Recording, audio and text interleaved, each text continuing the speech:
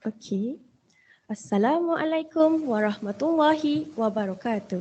And a very good morning to our honorable panelists, lecturers, brothers and also sisters. As we are about to begin our talk series, just a reminder, please put your phone into a silent mode. Please check your phone right now and please do so if you haven't done it yet. Thank you. Before we begin our talk series, my name is Putri Nurhadira and I will serve you as your MC today. Before we continue, I would like to invite our brother Aiman for the recitation prayer.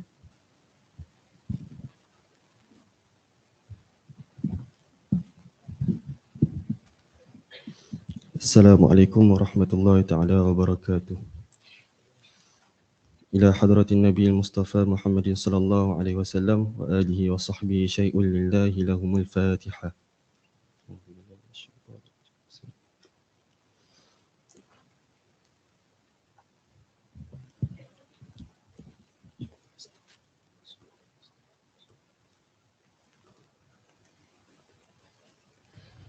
Bismillahirrahmanirrahim.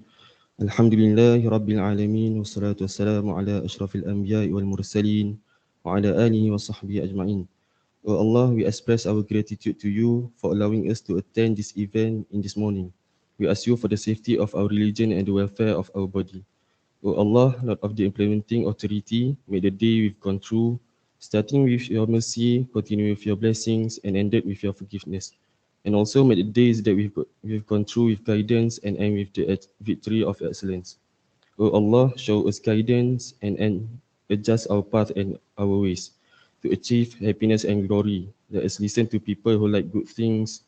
Let us avoid doing bad and evil things. O Allah, bless us our meeting and gathering, prevent us from harm and unfortunate event. Allahumma ja'al jam'ana hadha jam'an marhuma wa tafarruqna min ba'dihi tafarruqan ma'suma. Wa la taj'alillahumma fina wa la ma'ana wa la man yatba'una shaqiyyan wa la matruda wa la mahruma. اللهم اجعل خير أعمالنا آخره وخير أعمالنا خواتمه وخير أيامنا يوم ألقاك فيه. اللهم اغفر لنا ذنوبنا ولإخواننا الذين سبقونا بالإيمان ولا تجعل في قلوبنا غلا للذين آمنوا ربنا إنك رؤوف رحيم. ربنا آتنا في الدنيا حسنة وفي الآخرة حسنة وقنا عذاب النار. وصلى الله على سيدنا محمد وعلى آله وصحبه وسلم والحمد لله رب العالمين. السلام عليكم. Alright, thank you Brother Muhammad Aiman for the dua recitation. To kick off this morning program, we are pleased to have with us our very own Dato Dol Hadi, our Head of Business Administration Department, to deliver the opening remarks. Oh, I'm so sorry, Dato Dol Hadi. Dr. Dol Hadi.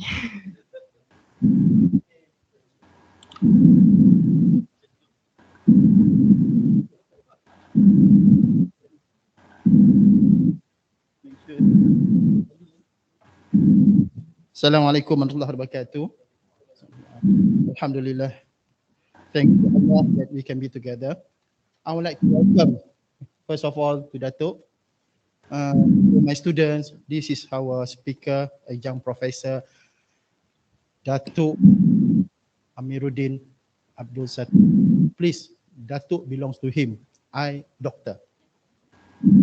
Don't get confused.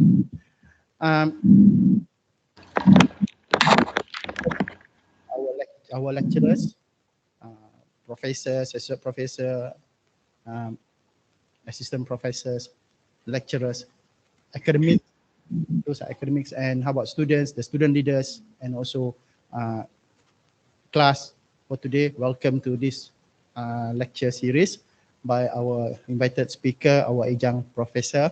So now we invite Dato to be with us, and today Dato bring his team. There are two of them from FELDA. Dato is from FELDA. Thank you very much, Dato, that you bring you and the team, inshallah. If you have any question, you can ask Dato and also ask the team in this session.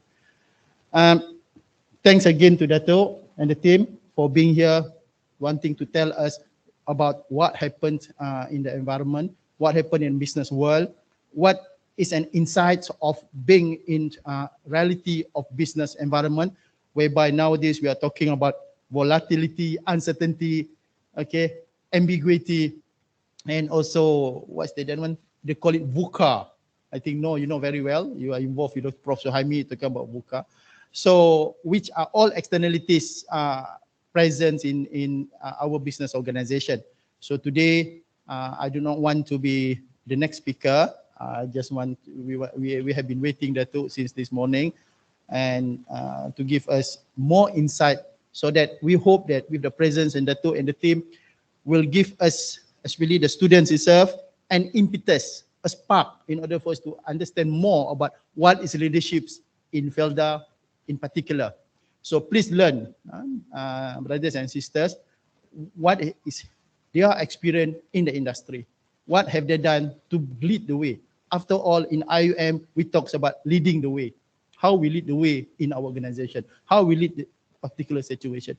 So hopefully, this again will bring another way, another path to gain more knowledge about your endeavor to your future. Remember, brothers and sisters, you are the next corporate raiders in the world. So make sure you prepare yourself. So this is why we keep on bringing adjunct professors to give series of talk. Okay, I hope you are preparing for that. So with that, thank you very much. So I end my speech. In fact, it should be the dean. Dean is not around with the other visitors coming, but I myself being the head of department, I'll welcome again to Dato and the team to this lecture series. Thank you very much. Assalamualaikum. Doctor.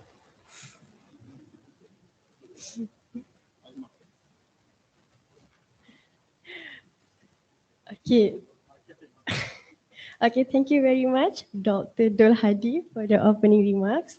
Okay, let me brief you a little bit about our panelists today.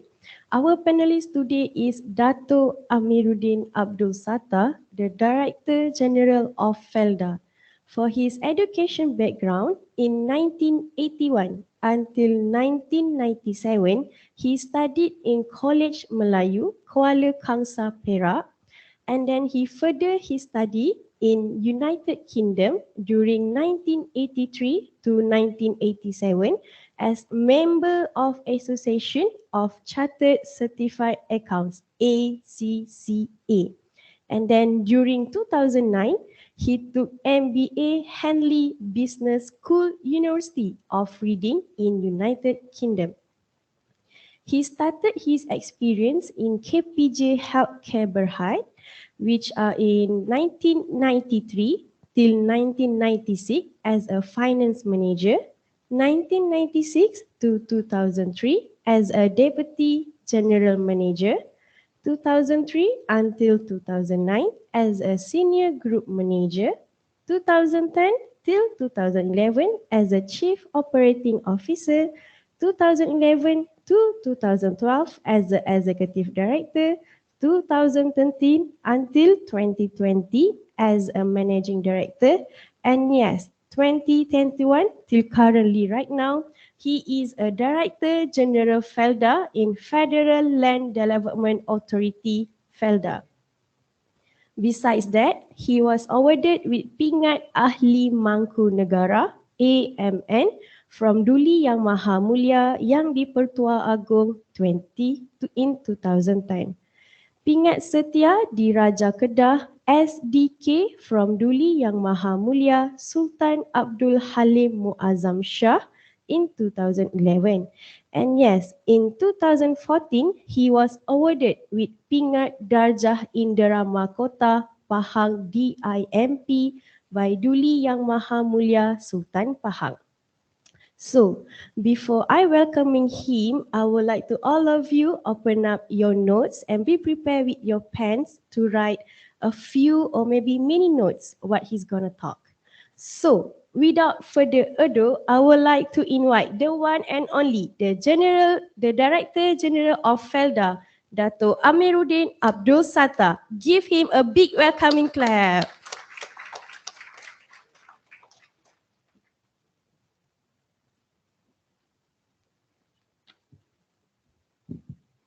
Terima kasih pengacara majlis. Nama apa tadi?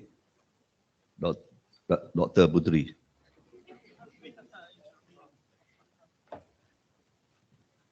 Bismillahirrahmanirrahim. Alhamdulillah rabbil alamin wassalatu wassalamu ala asyrafil mursalin wa ala alihi wa ashabihi ajma'in.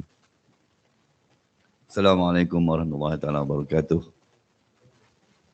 Utamanya pada mana Dr. Hazilah pergi mana? Oh, ada. Dr. Hazilah jiran saya. Profesor Dr. Nur Hadi, Profesor Suhaimi, professors, students of University Islam Antarabangsa, or in English, IIUM, International Islamic University, Malaysia. Alhamdulillah, this is my fourth session with students of UIA. I was appointed Adjunct Professor UIA since 2018. I think the first session, I had my session here. The second session in 2019, it was in another building. I can't remember which building.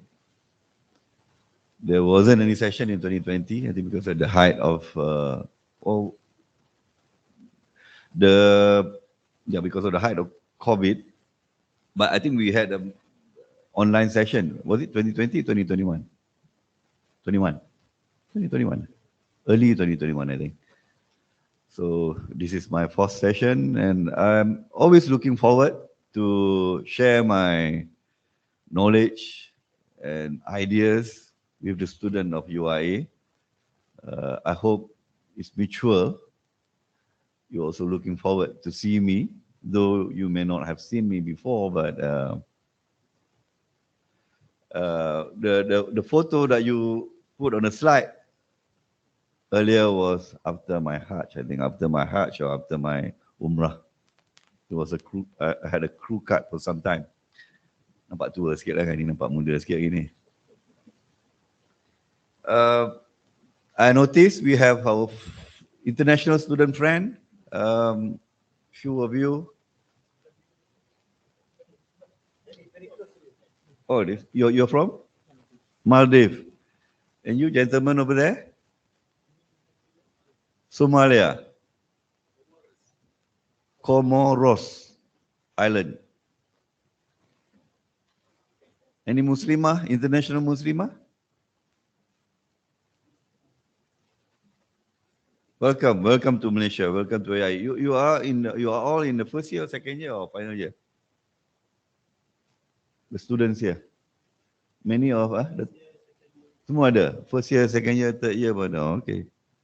So it's now I need to know my audience so that I know the angle of my presentation.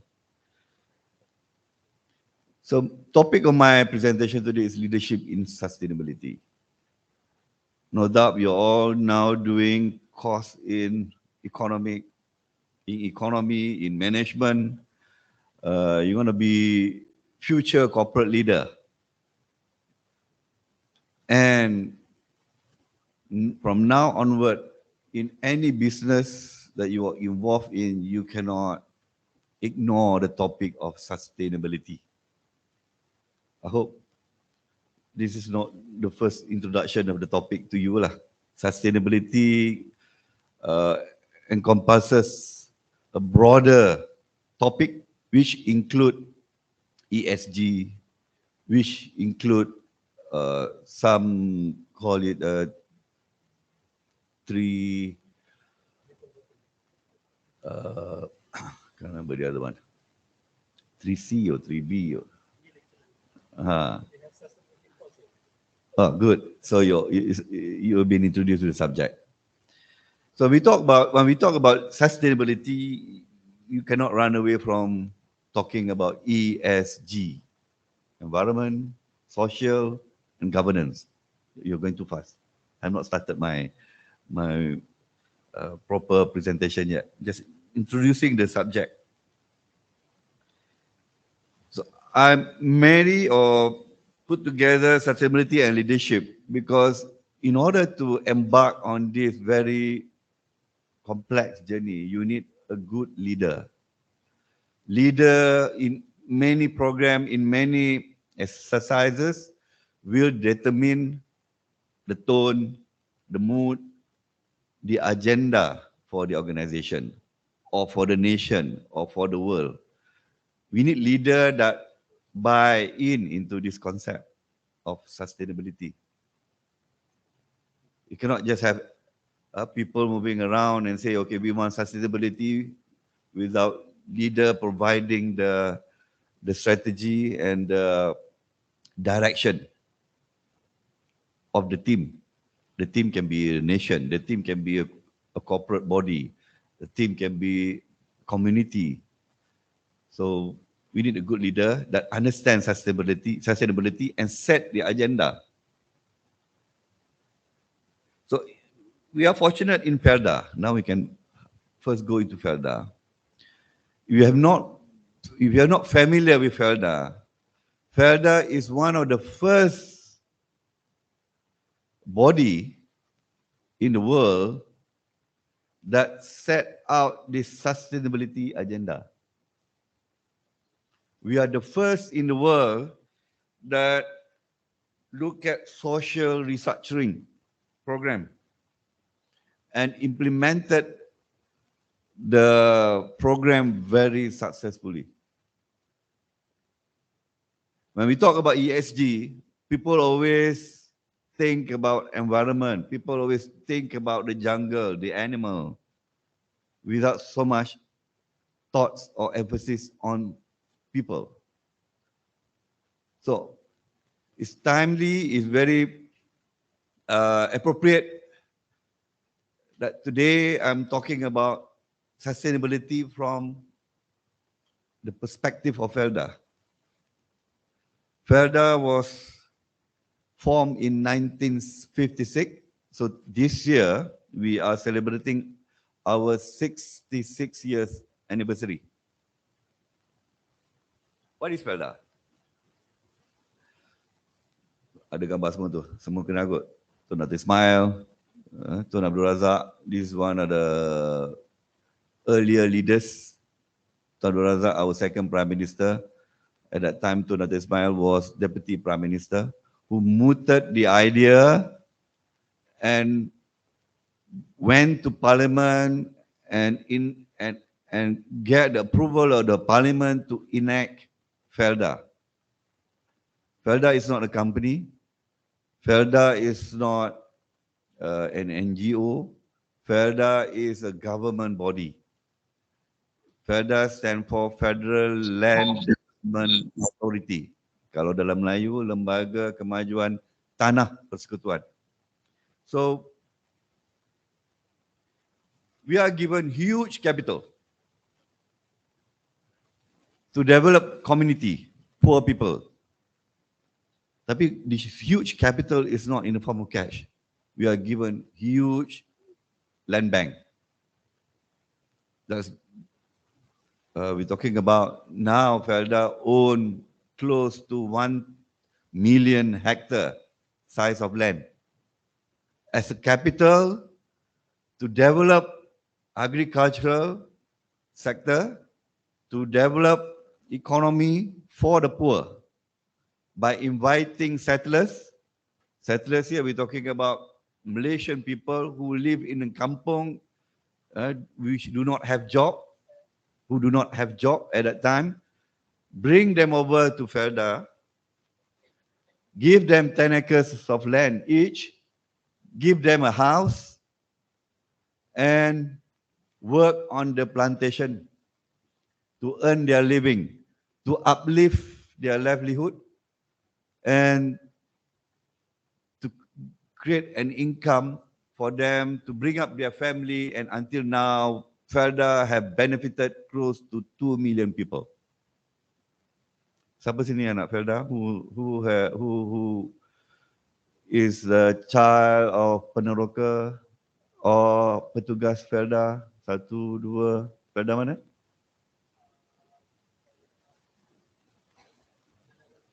Loheng.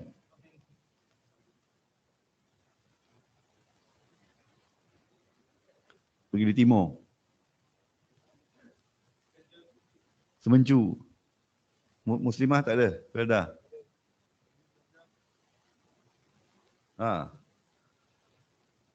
So when we talk about inviting settlers to come to FELDA settlement, which in Malay kita call rancangan FELDA, we are not just benefiting the original peneroka tu. From nothing, they have now a mean to earn their living, to raise their family.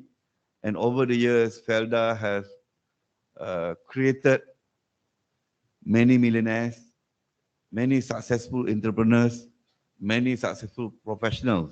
Ini anak-anak peneroka ni. The son and daughters of settlers have become very successful.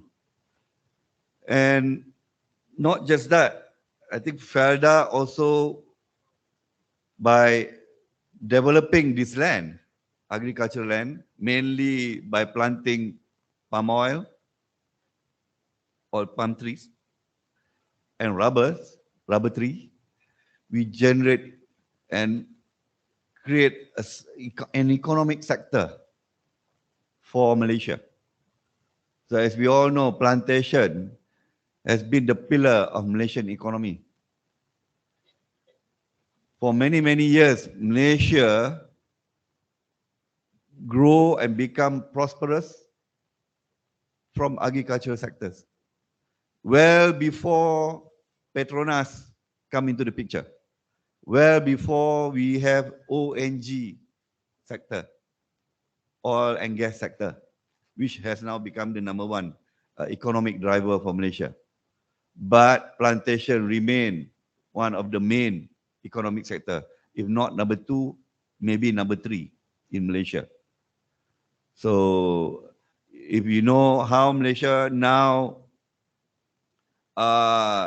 developing and growing even after the COVID pandemic, the driver is mainly ONG, oil and gas, and palm oil.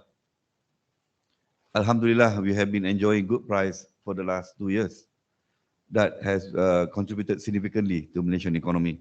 And we are now, inshallah, not as bad as many other countries after going through the COVID pandemic in year 2020 and 2021.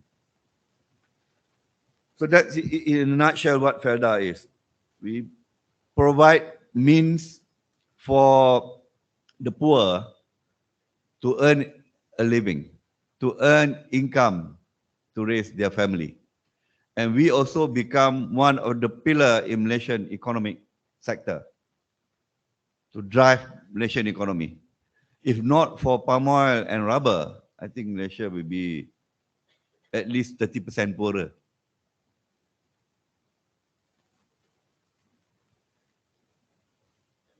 So our initial objective, I think as per the slide, sometimes I refer to the slide.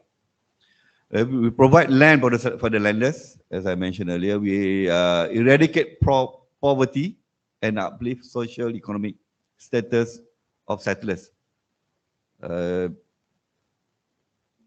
think all in all, we're talking now with the good price of palm oil or CPO, crude palm oil.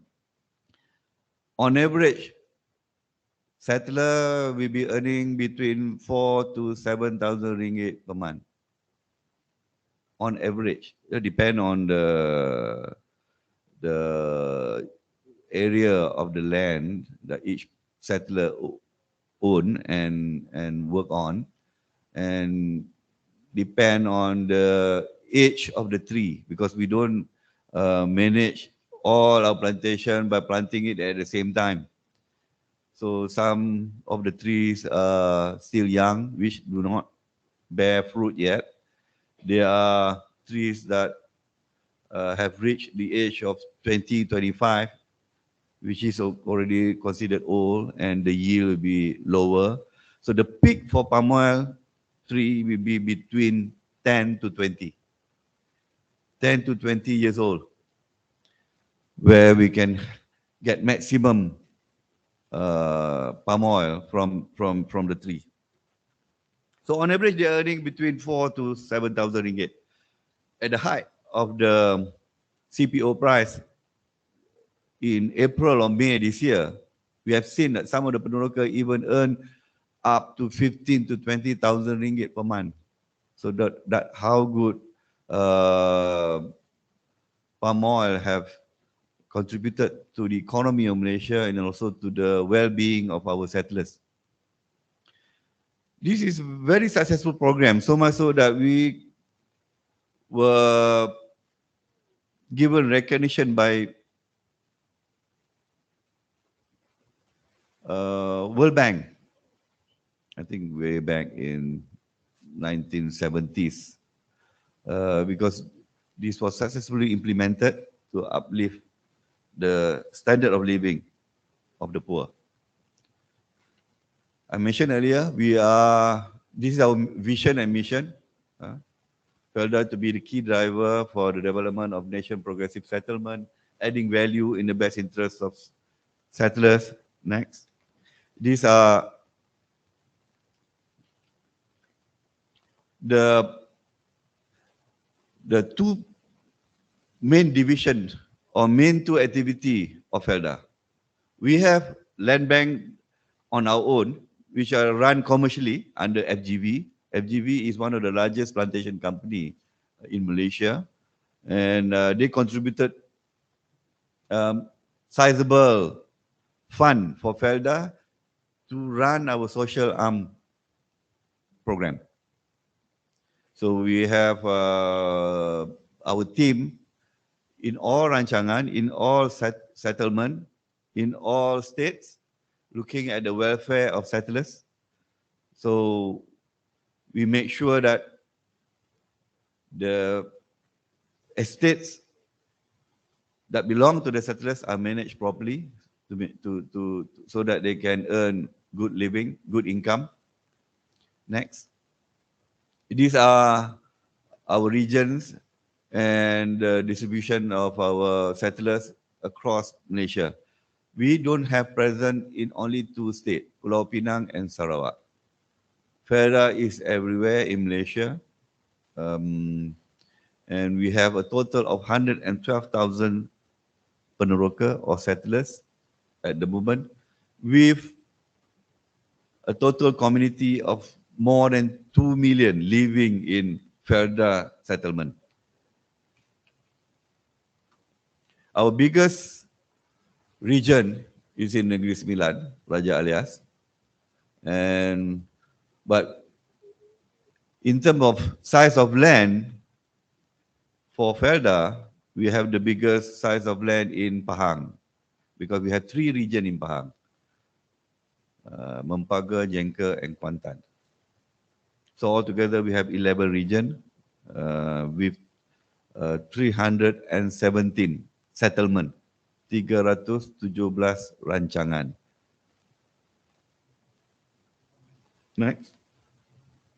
This is FELDA demographic. I mentioned earlier, we have 112,000 settlers, 2.6 million population living in FELDA settlement. The first settlement or rancangan is in Lurah Bilut, Bentong Pahang. The last scheme was Palung 16. Palung 16, Johor. Negeri Sembilan. Sahabat 2 in Sabah. That is the last scheme in East Malaysia. 81 settlers. The smallest rancangan is 81 with 81 settlers. The biggest FELDA Lubuk Merbau, 793 settlers. So that's roughly ni ambil note lah, make sure ni exam ni keluar ni. Ada quiz dah.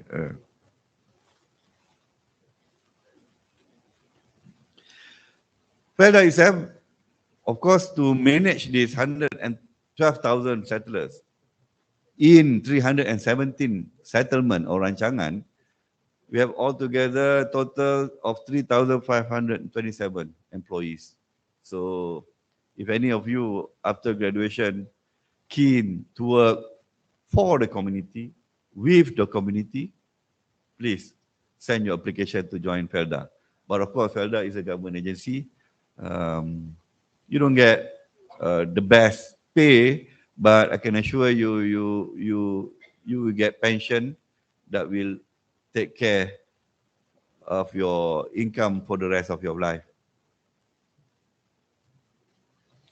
Some photo that I can share here, the earlier, next slide, earlier development of FELDA, early years of FELDA. This is where, when the settlement was first opened, we don't have tar road. Most of the houses, simple house, using maybe rubber trees, wood, or it's made of wood anyway. Of course, now any house made of wood is very expensive. But this is the scenario or the picture of how early, in the early days of FELDA, early years of FELDA. Next.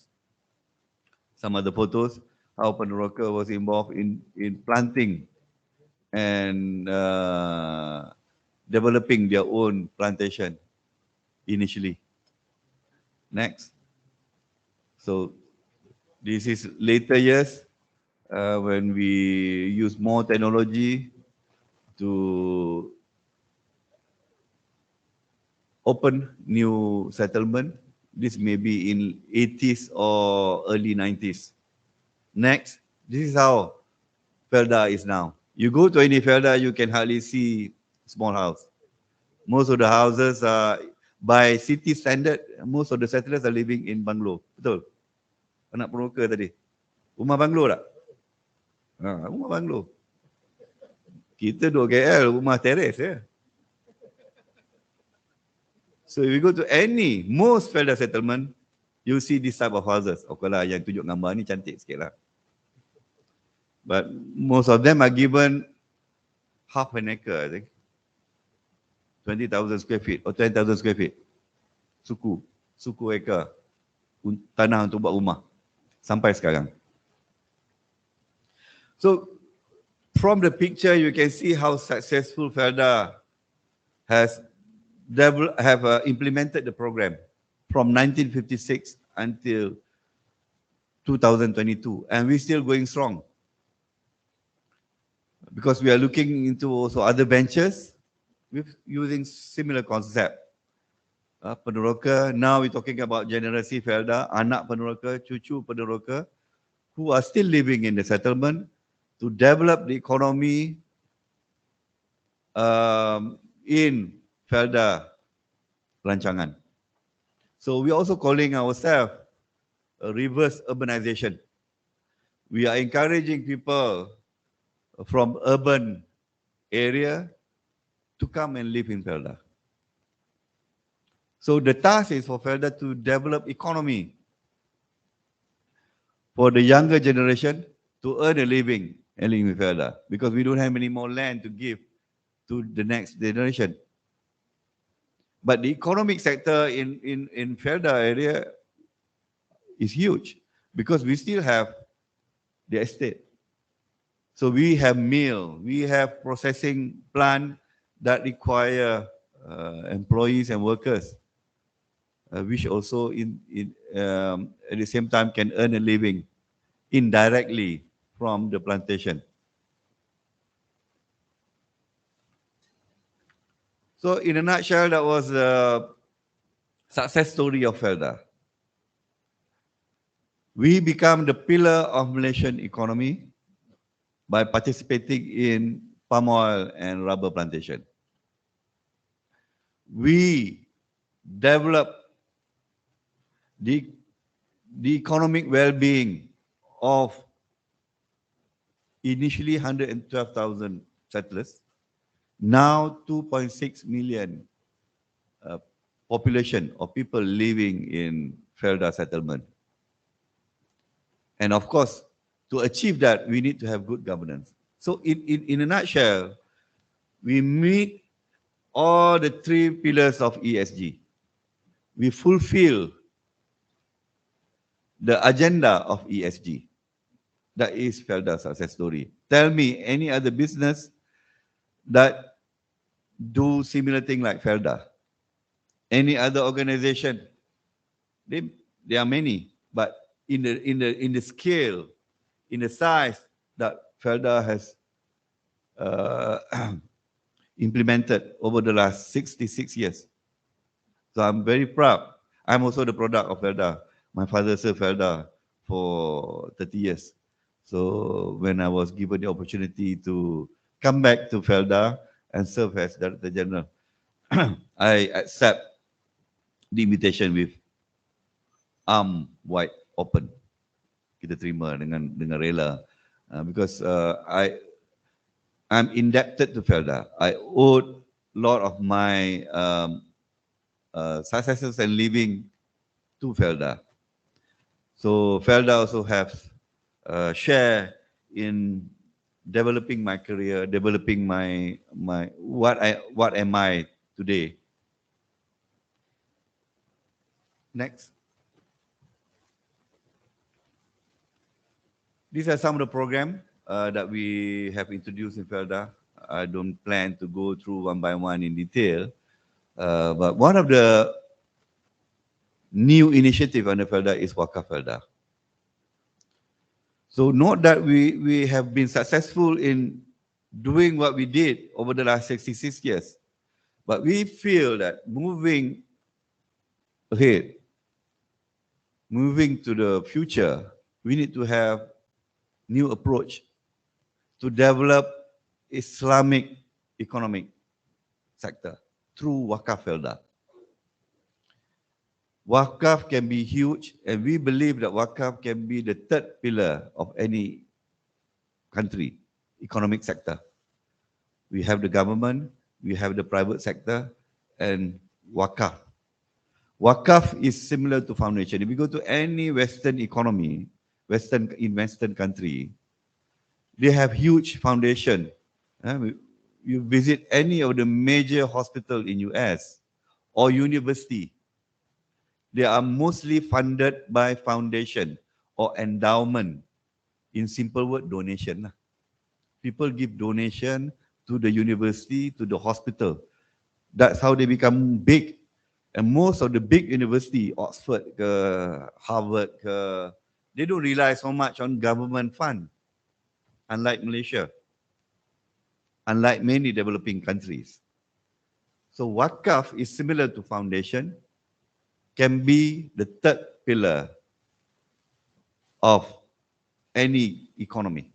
So FELDA has introduced this Wakaf FELDA, and we hope this Wakaf FELDA can contribute significantly to Malaysian economy in the future.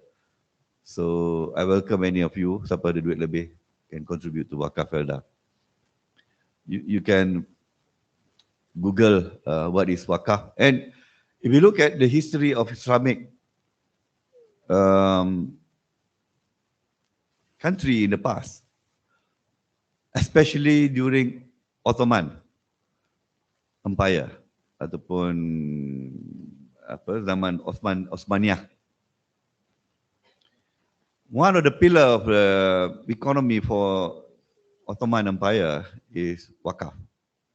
Until now, we go to Turkey, many of the big organizations are actually owned by Wakaf. So Wakaf is another sector. Maybe Prof boleh introduce topik Wakaf in your ni. Because there are many positive things about Wakaf that can contribute to the economy. Because we have education, we have many other programs that look at developing peneroka or settlers, and also the generation,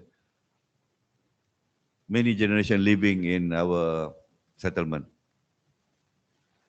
I started early by talking about we need a good leader to set the agenda for successful sustainability program. So I want to touch a bit on leaders, because we can have good leaders, we can have bad leaders. So especially when we talk about promoting a good program, obviously we need a good leaders. Leaders come in many forms. Of course, there are bad leaders that can bring the country into war and further destruction, either in all sectors of the country. This is a word from John Quincy Adams. If your action inspire others to dream more, learn more, do more, and become more, you are a leader. Senang bahasa orang muda sekarang, leader ni macam influencer lah. It also some form of leader. We're talking about leader is a person that people listen to. So I want to do a small experiment now. Can all students in this hall stand up? Please stand up. Please be upstanding. Oh, aku nak cakap bahasa British sikit. Why do you all stand? Because you look at me as people having power. So, okay, now you can sit down. Next slide. I can influence you to stand up because I'm standing here. Just because I'm standing here. I'm not your leader. I'm not your professor. Next slide. So these are people with power and position. So I have position today lah. I can command you. I can lead you. I can ask you to do all sorts of things because I have power. Because I have position. Because this is the ultimate leader lah. People are given power and they earn their position. Kalau dulu-dulu through strength. Kalau tengok zaman-zaman dulu, kalau pahlawan, kalau sultan, how they come to power? Because they have strength. Selalunya yang pahlawan yang the most the strongest among people will normally become leader. Dulu-dulu. But now they also have strength because they are protected by law. They are appointed so that they give the power by the parliament, by the country, and protected by law to govern a country, to lead organization, to lead an institution. So power and position is the ultimate. Whoever have power and position will be the ultimate leader. Because people do not dare to go against leader. People, I'm sure, will not dare go against Adolf Hitler. And these are the bad leaders who lead the country to destruction through war. But leader, indeed, he was, that he can lead the country, whichever way. So the point is, you need to have power and position. One of the requirements to be a leader lah. But not everybody can have this. Next.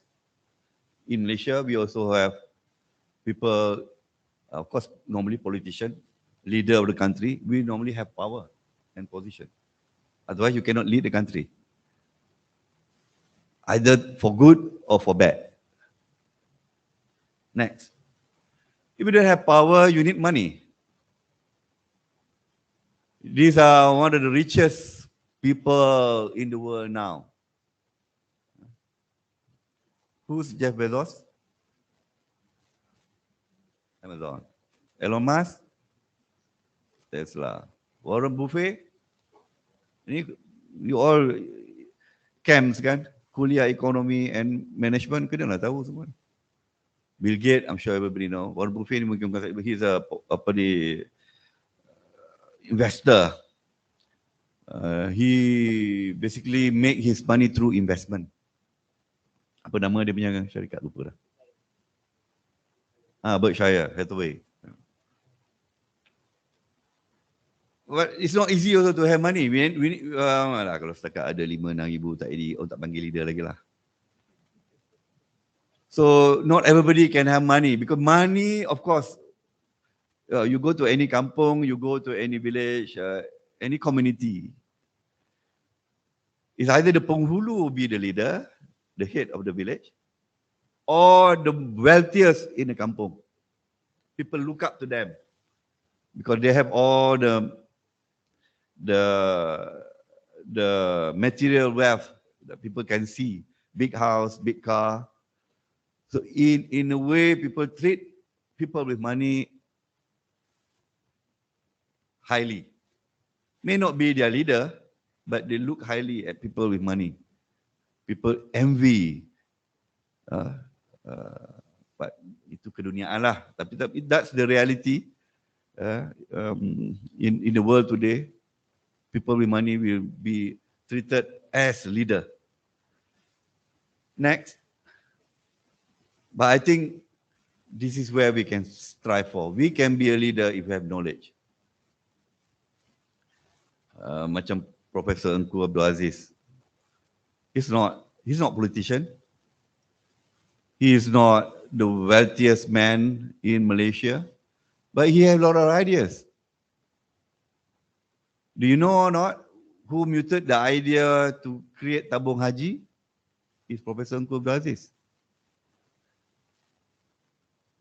I'm not sure about PMB. He may have a hand in creating PMB as well, because he was the think tank. He had plenty of ideas to contribute to the well-being of Malaysia. He played a big role at one time, even before I was born, before we were all born. He gave a lot of ideas for Malaysia. So in a way, he was treated as a leader because of his knowledge and ideologies. And Peter Drucker, whoever learned management, cannot run away from learning and reading his book and theory about management. Next. And these are special people. Ini susah. I mean, you need to be born with special talent. They are special people. And people look at them as icon. Do we vote for them? No. Normally they become rich because of their talent. But people admire them because of what they're doing, what they are good at. So much so that they become big influencer. Especially now. Baru berlakon 2-3 drama dah boleh jadi influencer. Why?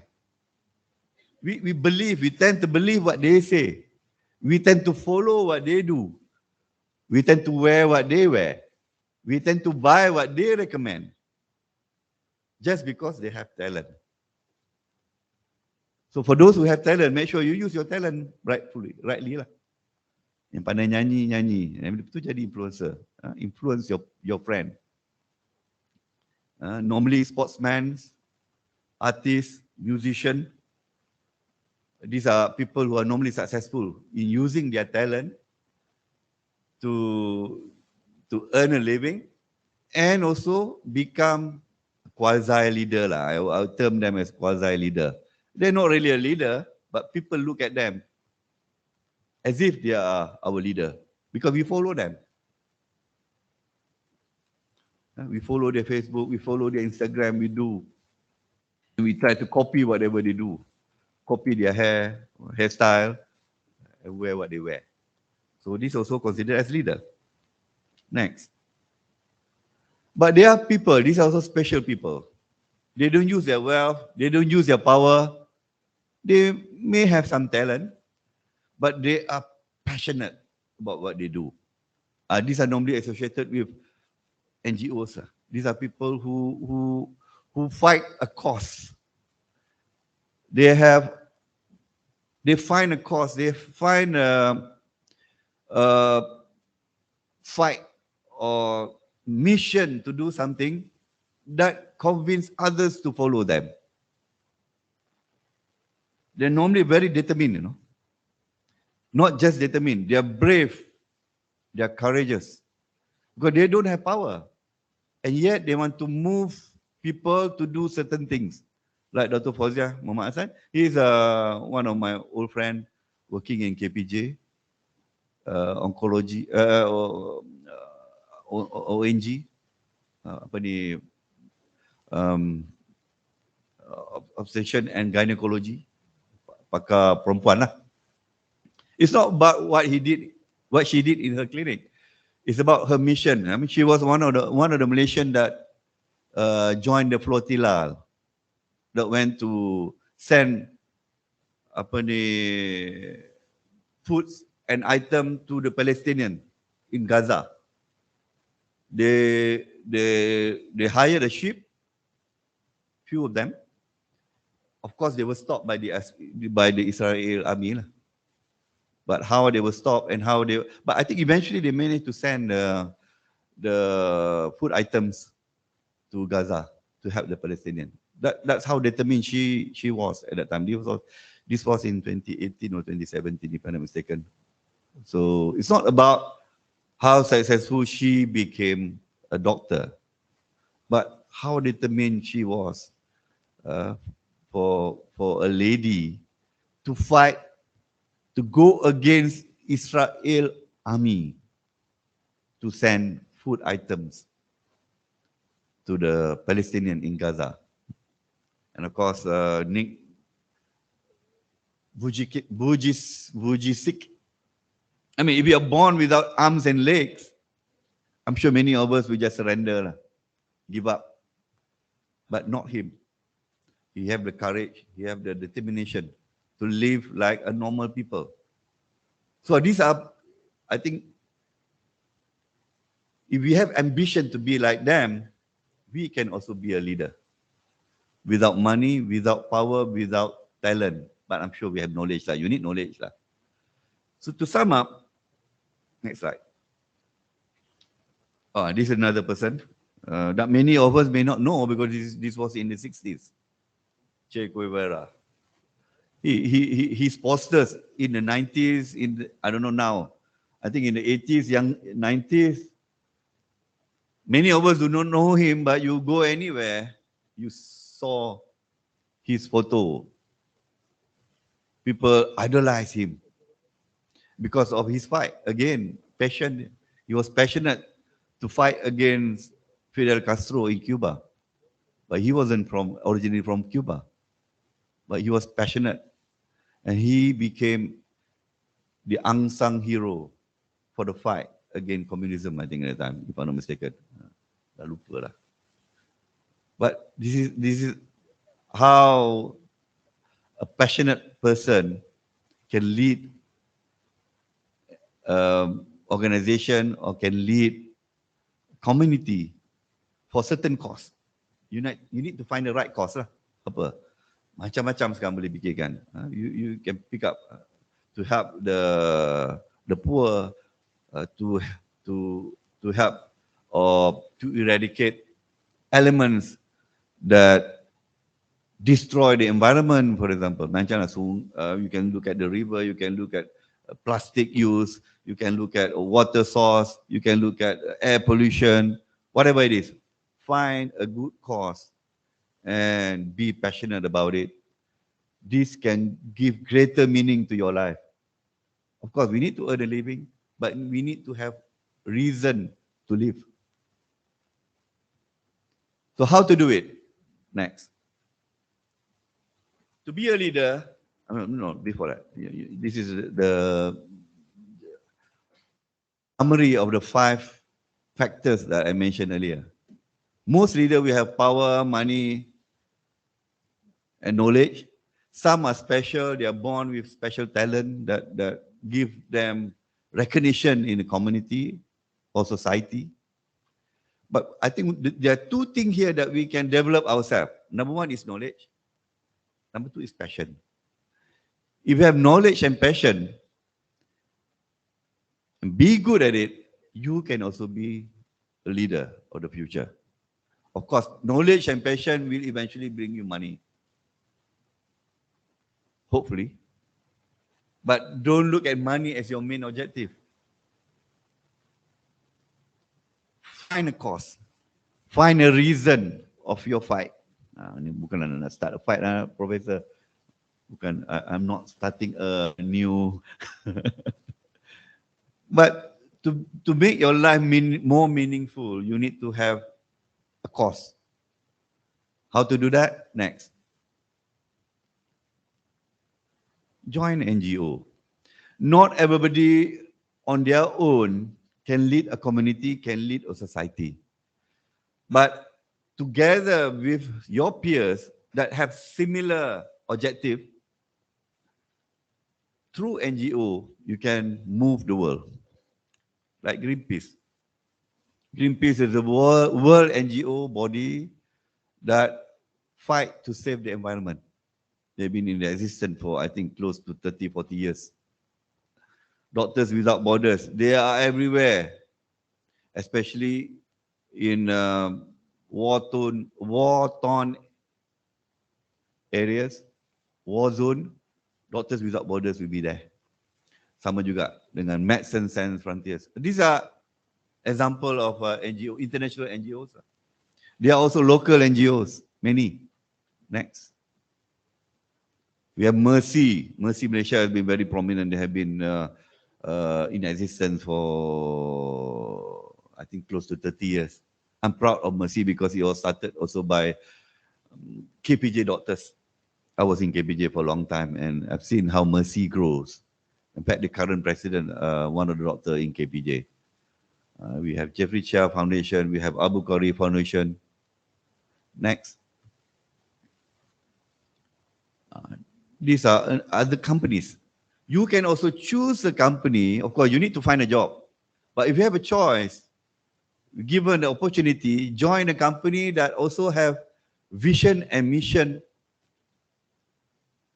for sustainability, that want to save the world, that want to help the society. Of course, these are huge company. Of course, they have a lot of money. Definitely, they have a lot of program to help the world. Microsoft, Cisco, Amazon. But one interesting thing is Patagonia. These are quite new, relatively new compared to other companies that are in the slide. Patagonia is actually a apparel or fashion outlet. They sell shirts, dresses, but they promote themselves not through their product. They are anti-consumerism. Itu pelik sikit. Most company, we want people to buy more. They promote consumerism. They sell their product. But in the case of Patagonia, they are anti-consumerism. They don't want people to keep buying shirts.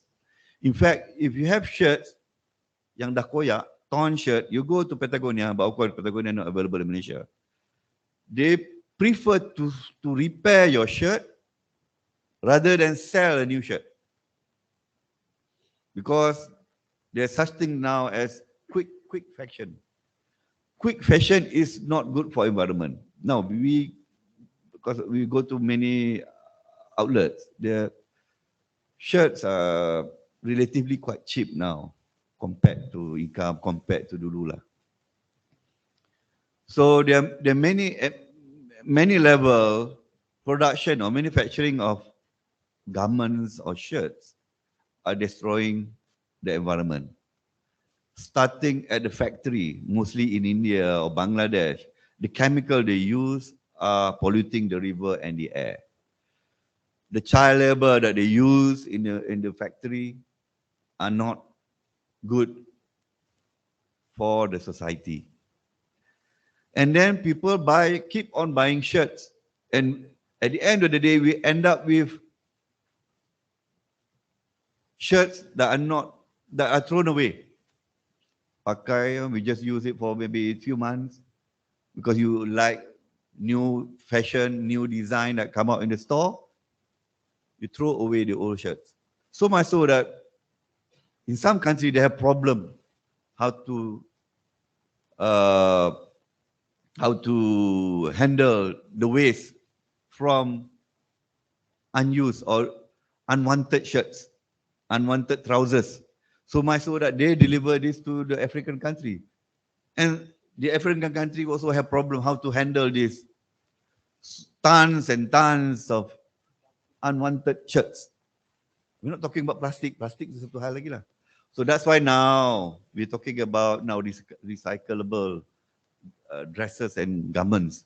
So Patagonia is one of the organization that really promote what should I say, fashion with conscience.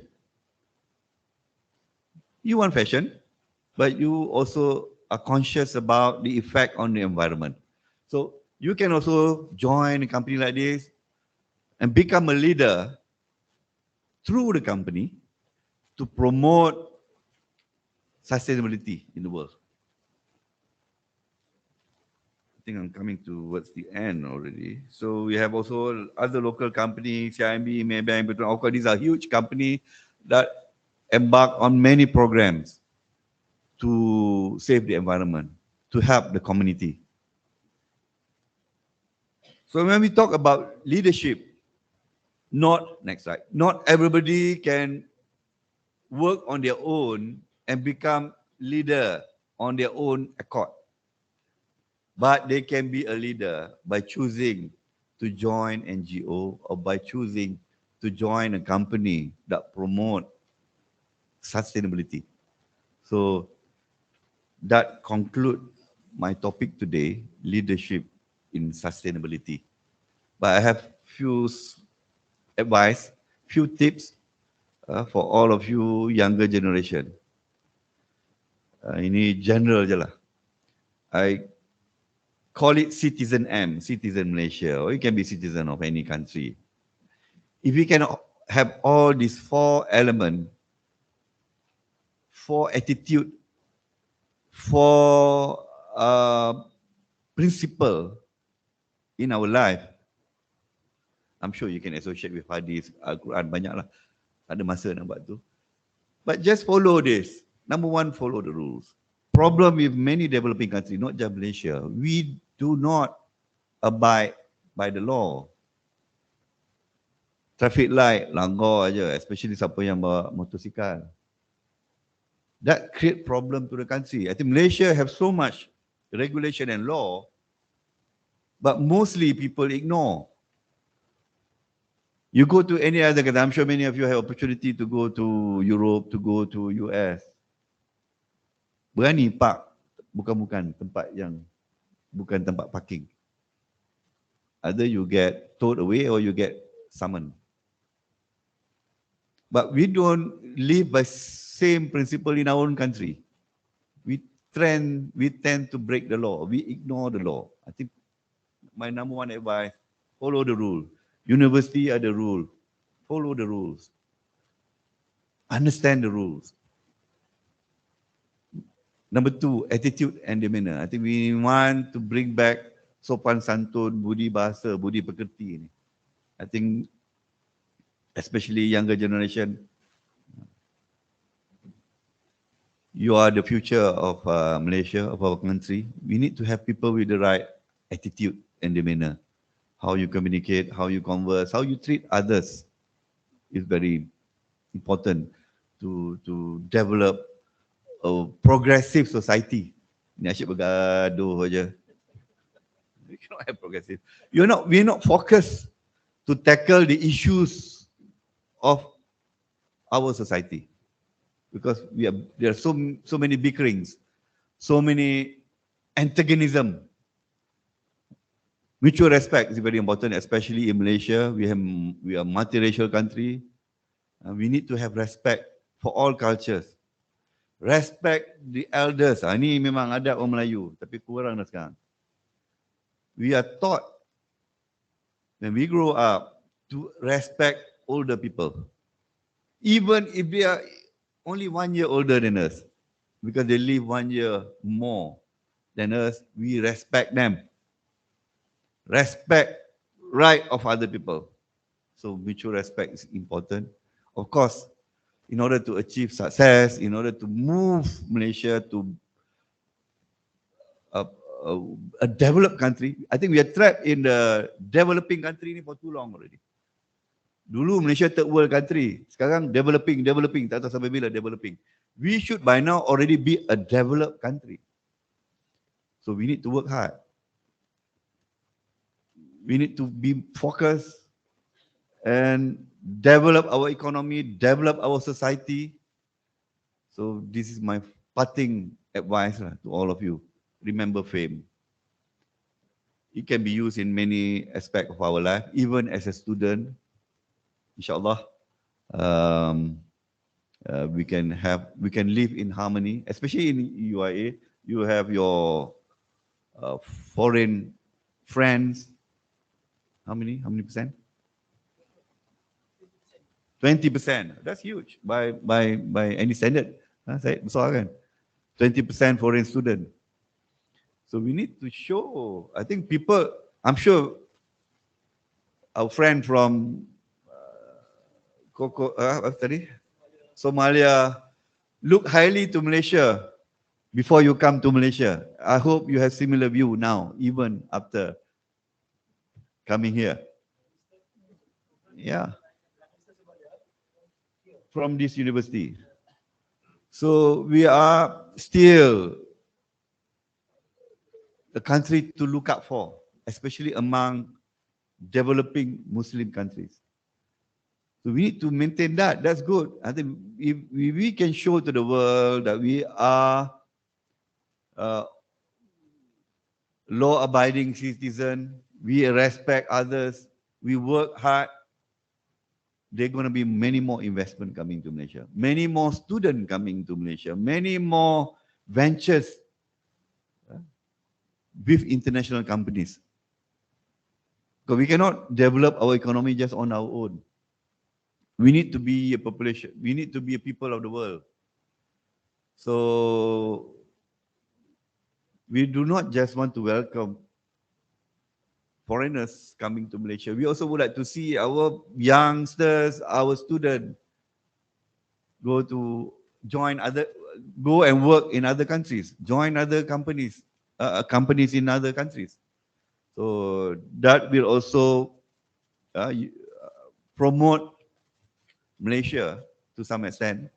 And of course, if we are good in what we are doing, we can give high mark to Malaysian. And inshallah, with the future contribution by all of you, we hope to see Malaysia grow and become a developed country and respected country in the world. Thank you. Wabillahi taufiq wa hidayah. Wassalamualaikum warahmatullahi taala wabarakatuh.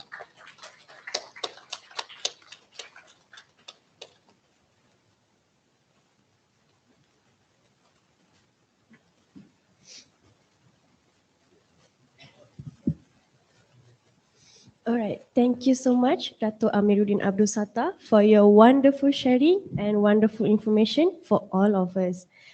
Okay, so now, my fellow audiences, we have come to our Q&A session. Please be ready with your questions and raise your hand if you have any curiosity. Without wasting our time, I would like to invite our moderator for today, Professor Suhaimi, to proceed with this Q&A sessions.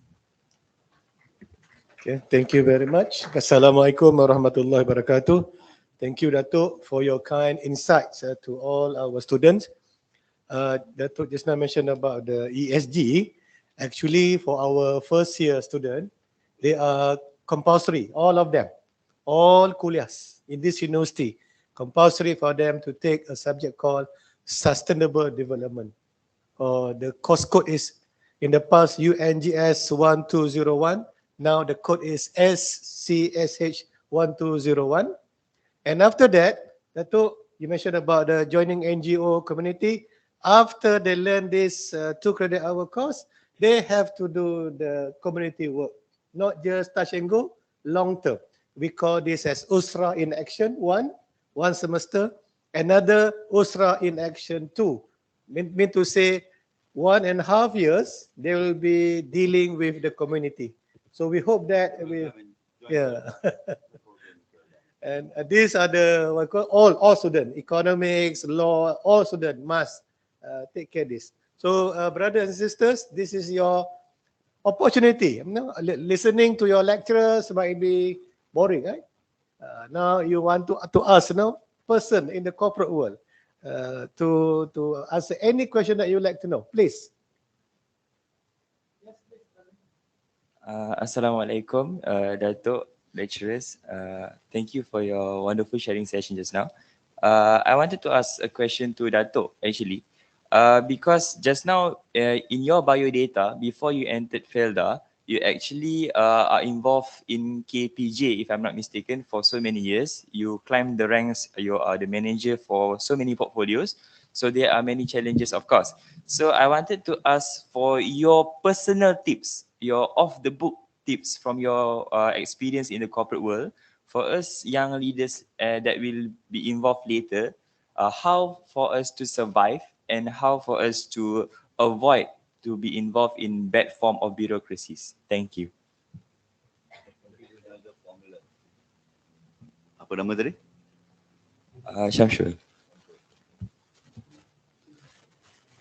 I'll give you another formula. The 3 A's formula. Of course, you enter university to gain knowledge, to learn subjects in your fields. That means you will have aptitude after graduation. But when you join, you need aptitude, you need qualification, you need to show that you're competent to join any organization. Of course, that's a basic requirement for any work. But in the organization, after the interview, after you join a company, people forget about your qualification already. That's where your attitude comes into the picture. You must have the right attitude to work or to be in any organization. Remember, aptitude is just an entry point. You need to have that qualification. But what gives you altitude, that's another A, is the right attitude. So you need aptitude to work, to start a work, but you need to have the right attitude to gain altitude. So in my case, I'm not the smartest person, but I guess I have the right attitude when I joined KPJ. So I worked in KPJ for 27 years. So that's where I gained the altitude lah, daripada mula join manager. Of course, I worked somewhere before that. I think it wasn't shown in the biodata.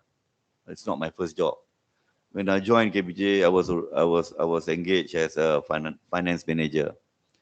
But maybe because I assume now I can say because it's all in the past, I have the right attitude that give me the attitude until I was appointed as the managing director in 2012. That was the highest lah.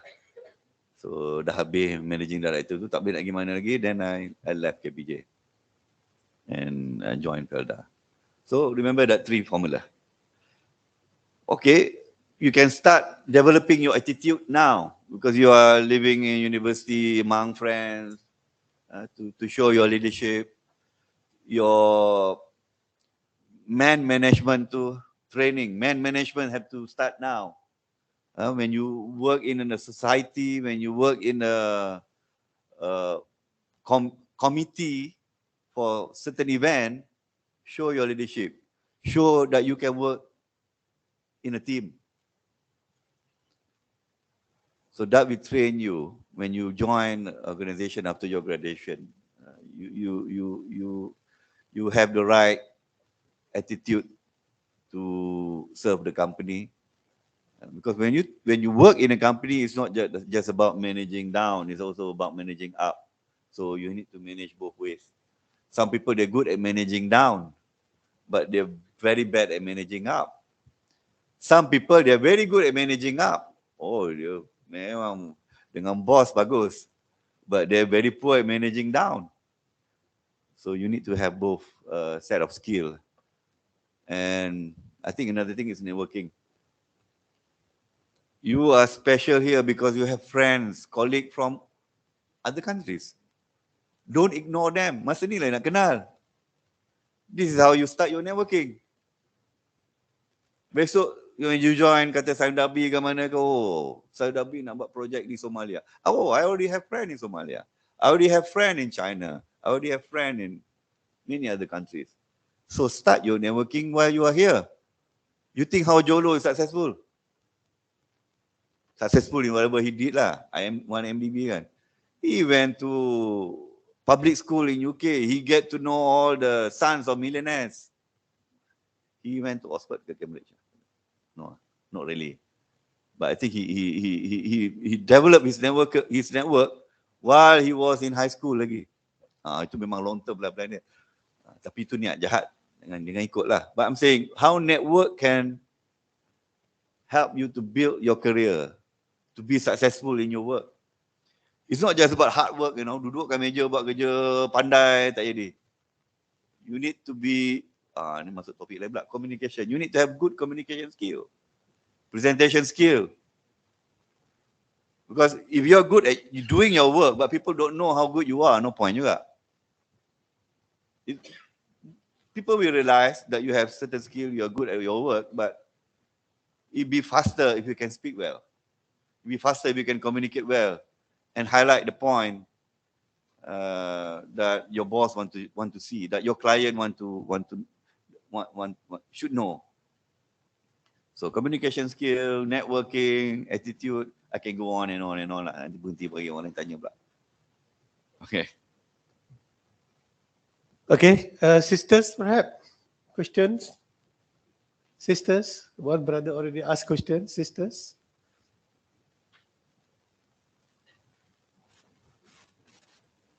Or perhaps brothers and sisters in the Microsoft Teams, if you have questions. Or brothers from Comoros who like to ask. Hello. My name is Naziratul. I want to ask, how do you keep your team motivated to avoid any conflict? And avoid conflicts. Oh, banyak benda ni. First, you must set your goals and objective clearly. I think problem is sometimes with any team or organization, if you don't have a clear set of objective. So you need to have very clear objective and set out the strategy together. Make sure everybody understand the objective and then the strategy so that they know what they're supposed to do. What are their roles in the team? Sometimes you have the objective, but only the leader know what they're supposed to do, but the rest of the team are in the dark. So that's not good. Number 3, you need to be focused. Focus on the task at hand. Individual focus. So that everybody work towards meeting the objective.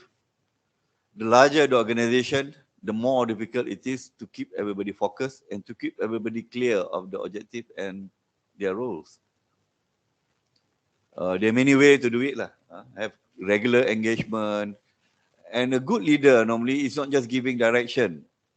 They must show that they know what they're supposed to do.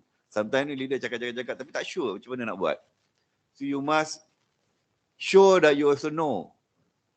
You may not know everything, but you cannot enter into any exercise or program in total darkness. Tak tahu langsung, then fail lah.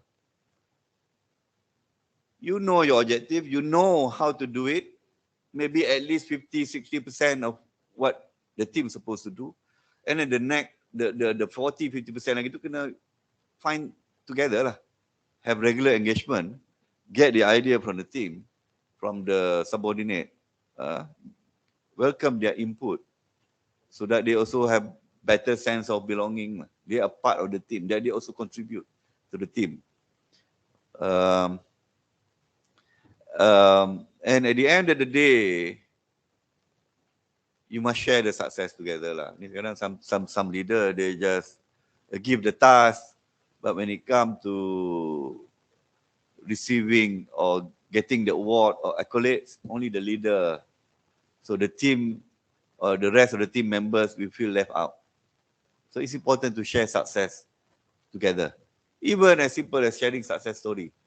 You tell that this is your team members, we do it together. So recognize them. But I think the most important aspect of a good team leader and teamwork is coaching. Do not just give direction. Teach and guide the team what they're supposed to do. Bukan bagi je, okay, saya nak profit 20% growth or profit of 2 billion for 2023. But how to achieve that target have to be discussed together and have to be guided lah by the leader.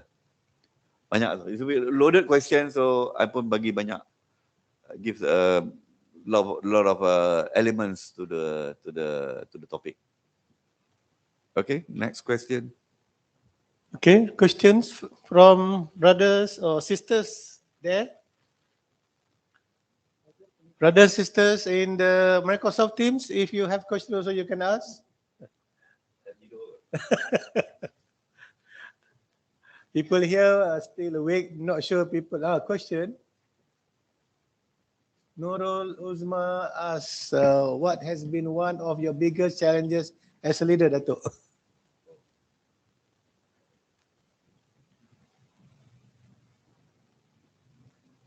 Need to think. I think I go to on a simple one. I think communication is important because the bigger the organization,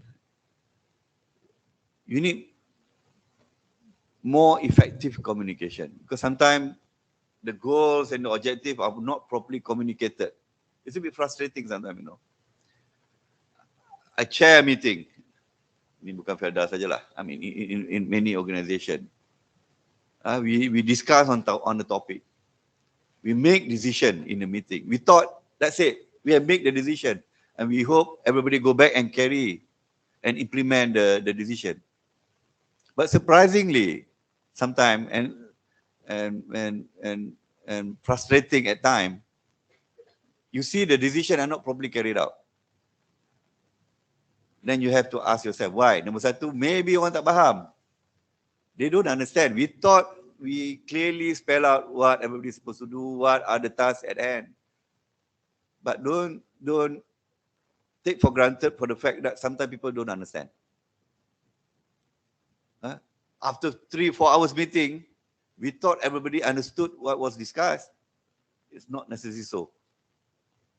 So in any organization, we're talking about solving problem and making decision. So if you are in an organization, no organization that becomes successful without the team, without the leader making decision and taking steps to solve the problem, because you always have problem. So how you solve problem is important. So again, back to communication and measuring the success. People will just come back and say, okay, I've done it. What was decided in last month meeting, I gone back and implemented it. Done. That's what they claim. So you need to also make sure that what they do is properly carried out and bring the result. It's not just about, so there's another step. You make decision, you implement it, you want the result. So you look only 2-3 steps away, you know, but there's a long way actually. Sometimes it takes months, sometimes it takes years for the result to be seen. So the more problem you have, the more decision you have to make, the more you need to follow through. So that's always a big challenge in any organization. And as a leader, you need to always repeat and remind the team all the time. This is what we have decided. This is what we need to do. And this is the result I want to see. It's not just about making decisions. It's not just about implementing the exercise or the program. At the end of the day, you want to see the result. So that's very challenging. That's why you see everybody work. All organizations, they have their daily work. They know they come to work. They know what they need to do.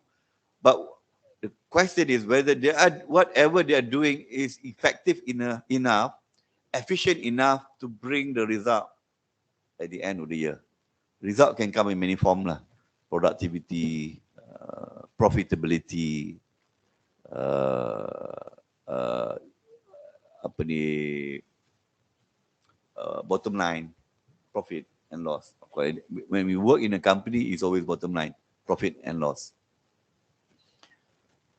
Biggest challenge is having effective communication. You can communicate, but sometimes maybe the language you use, the terminology you use may not be properly understood. I pun ni banyak kali ulang berapa to make sure that you understand what I'm saying. That's the habit I have gathered over the years lah. Meeting. Betul ke? Ni faham aku cakap. So I repeat. Sometimes you use different terminology, different examples. Communication. You want to have effective communication. It's good to also come up with example, analogy. Itu yang masa bangun dah berapa minit. Saya terlupa. cross. Apa ni? Kan dulu yang masa Mayudin dengan Mak Kia, Kak Kia, Cik Kia. That is an analogy, example so that people understand. The more complex the topic, the subject, the more difficult for you to come out with a good example. But if you can come out, then you can become effective communicator. Orang senang faham. A complex subject, fizik ke apa, astrofizik ke, you translate into a very simple language that people can understand. Oh, that is not easy to do. Dia kadang cakap berapu. Okay. I hope I answer your question. So to have effective communication, to make sure that people or your team member understand us. If everybody can understand, say, oh, semua UIA, semua budak faham, masuk kelas semua apa yang lecturer cakap semua faham. Exam you can answer 100%. You have a very good university, a very good lecturer. But that's the biggest challenge. Similarly, in organization, if you don't communicate properly and people don't understand what you are communicating, I think that is the biggest challenge in any organization to any leader. Kita dengan anak-anak kita, you tak ada anak lagi pun. When you become parent, when you become father and mother, besok you tahulah. The biggest challenge is how to communicate to your children, to make them understand and to make them follow. Itu bapak dengan mak tu. Bapak dengan mak pun leader juga. Imagine you are a manager, a director, a CEO in an organization. Even more difficult lah. To make sure that people understand what you want, people follow what you want. I mentioned earlier kan, you are in a position, you already have position, you already power, but not necessarily that people will follow everything that you say. So effective leader will have a good follower. Then the organization or the country will be very successful. Ada good leader, tapi follower tak ada, maknanya they're not good enough lah. They don't communicate well enough. Okay. Next question. Yes, other questions. So communication, just now the 3 A's. Okay. Any other question from, or is there only one question from the Microsoft Teams? Here, if anyone would like to ask, this is the not every opportunity. Dato said this is only the 4th, since 2018, this is the 4th time to give to share the lecture on the experience base. Associate Professor Dr. Norita, please.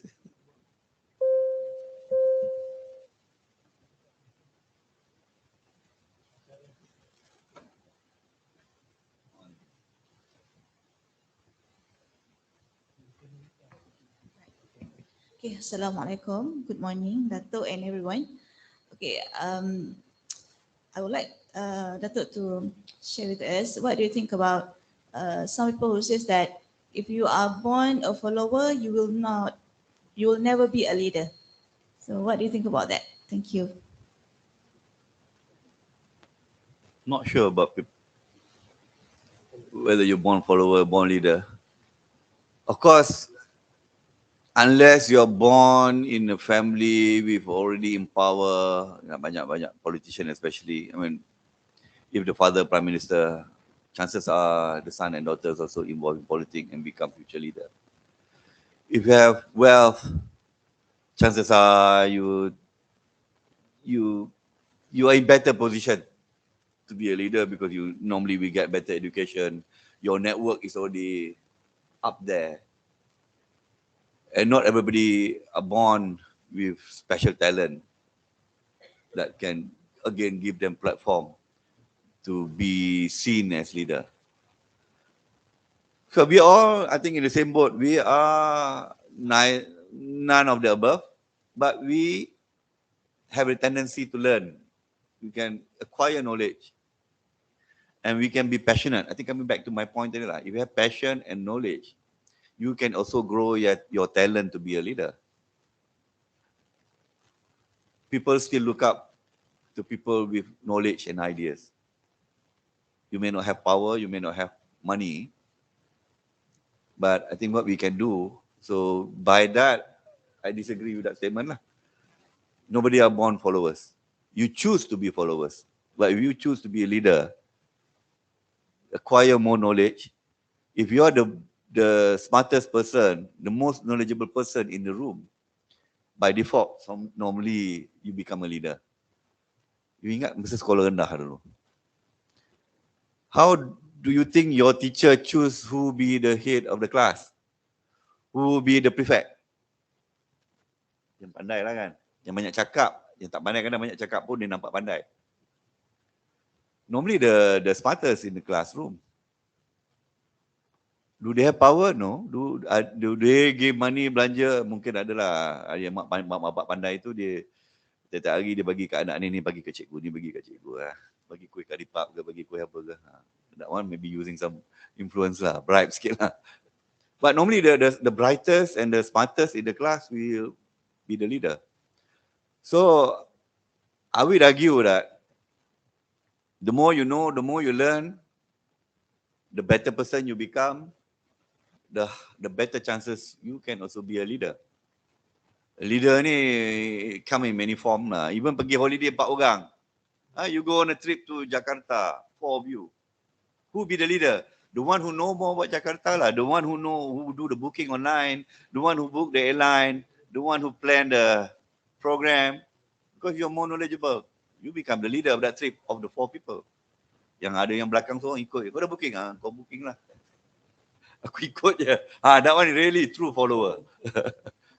But you can choose. Doesn't take a lot of work. Just need a little bit of research, and nowadays when we talk about research, apa lagi? Google je lah. Apa yang Google tak boleh bagi kan?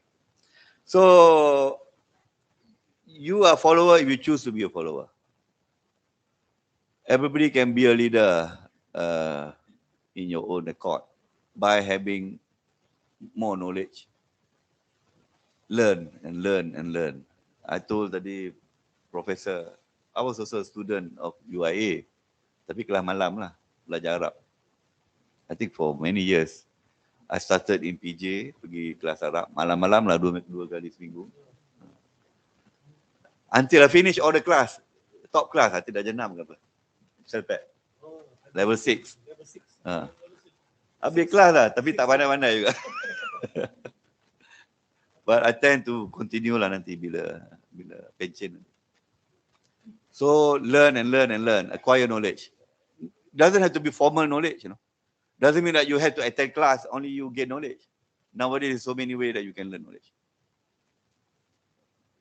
Handphone is a very powerful tool to give you knowledge. I think it is the tips of your fingers. Inshallah. Okay. Inshallah. And next time when we have question, okay, please, MC. Okay, hi, Assalamualaikum.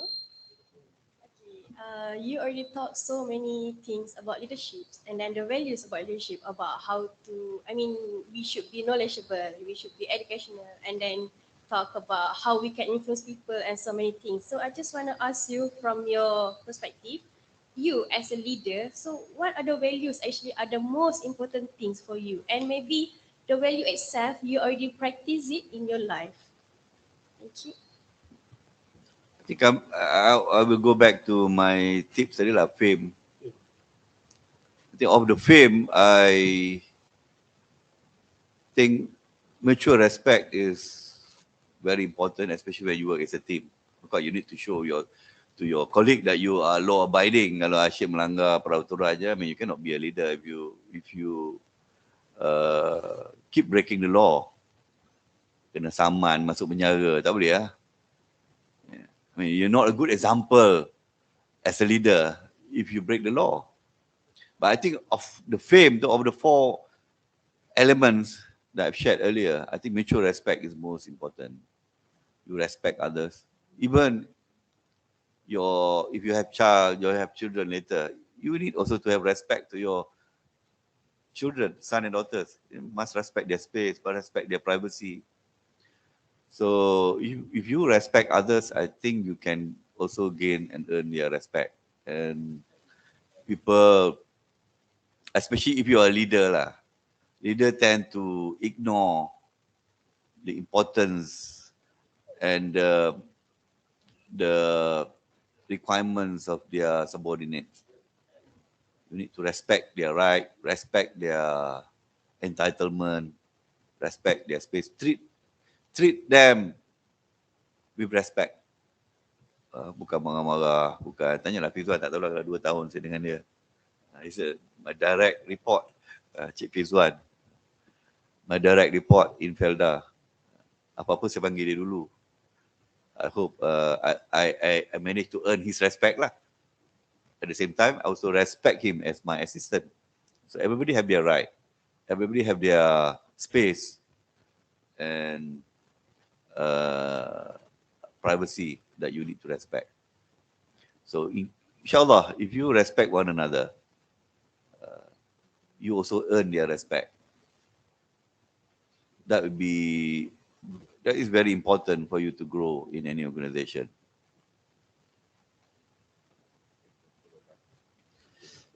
Okay, thank you very much to all the participants for your kind question. And because due to time constraint, thank you very much, Dato, to entertain all the questions. Now I return back to the MC. Thank you. All right, thank you so much. Thank you so much, Professor Suhaimi and Dato, for the Q&A session. My fellow audiences, it seems like time has run out so fast and we have reached the end of our talk series today. I would like to thank our great panelists today, Dato Amiruddin Abdul Satar, the Director General of FELDA, for sharing his experiences and great information for us to practice in our future ahead. I really appreciate the audiences for being with us till the end for today. I hope all of you gain a lot of benefits from this talk series and have the aspiration for your future. Now, before we disperse, I would like to invite Dr. Dol Hadi, our Head of Business Administration Department, to present a complimentary gift to our panelists, Dr.